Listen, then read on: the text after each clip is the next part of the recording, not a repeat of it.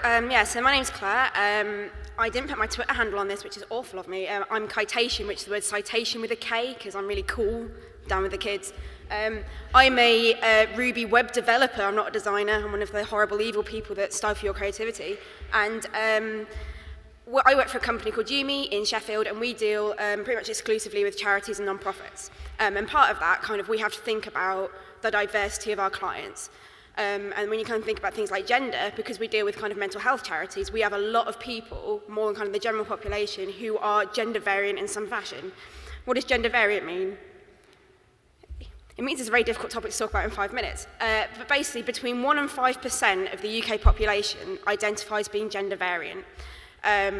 This is really hard data to get, and that's not entirely accurate. And like I said, our clients, we have a high percentage of this. So we're talking about people who are intersex, and these are people who are born with chromosomes or a physical attribute that we don't normally associate with a binary gender. So this is people who will be physically female, but perhaps have XY chromosomes and things like that. We're also talking about transgender people. So this is people who are assigned a gender at birth and then transition between one gender and another later on in life. And we're also talking about non-binary people.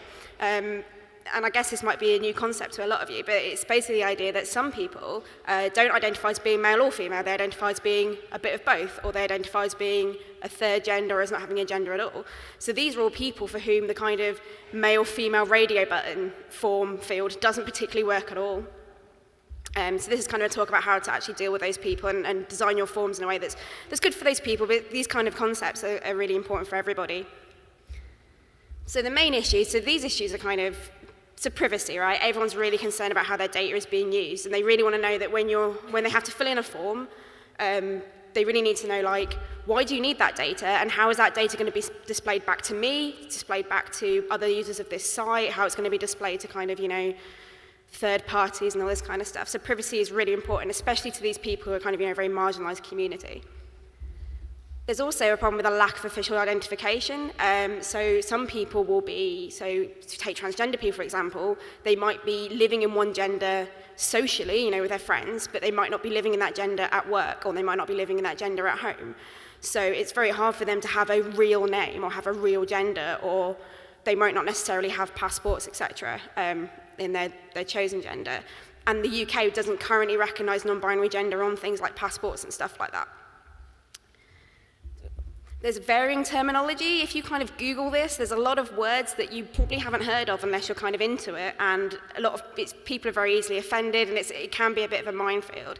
So you can be talking to your users, and you can use terminology that you think is okay, but they can come back and say, oh no, we don't like that, that's very offensive, or that's, doesn't really help us at all, so that's another issue.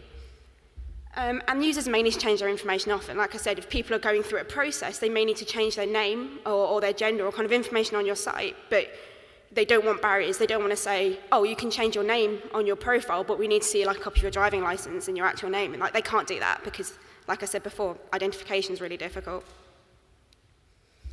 So, as you can see, I'm not a designer because I designed this wireframe and it's awful.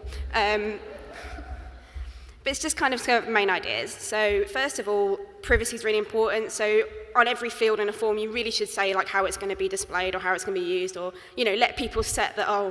We already have this when you have things like, you have to put in your full name when you register, but I only want my first name to be publicly visible, that kind of thing. Don't use titles as a workaround. So a lot of people go I know I can't ask about gender because that's very sensitive. So what I'll do, I'll ask them if they're a Mr. or a Mrs. Haha, I have a cunning plan. I've seen some websites that will have in their title field Dr. Male and Dr. Female as separate fields. Do not do this. That's an awful thing to do. What is your area of concern? Why do you care what gender this person is? And a lot of you are going to say advertising. And that's a whole of a minefield, gendered advertising and all that kind of stuff. But ask about what you really want to know. Do you want to know what pronoun they want to be referred to?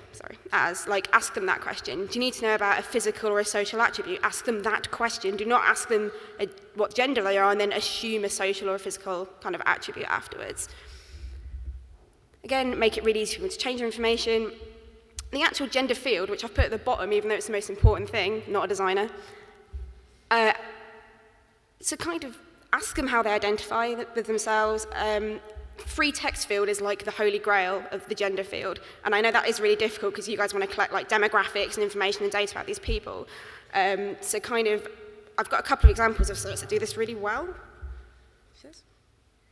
Okay, cool. So we've got at the top, that's Google+, Facebook, and then OkCupid.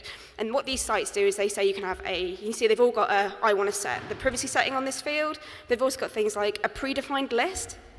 So you see Facebook, they have a list of like 50 odd options, and you can kind of pick up to 5 or something of those. So let people kind of create their own gender rather than using kind of the radio button idea. I've also got like loads of links. Take a photograph of this slide, because these links are really good, and these are organizations that work with other organizations like UCAS and things like that to kind of help them deal with kind of non-binary and gender variant users. Yeah, thanks a lot.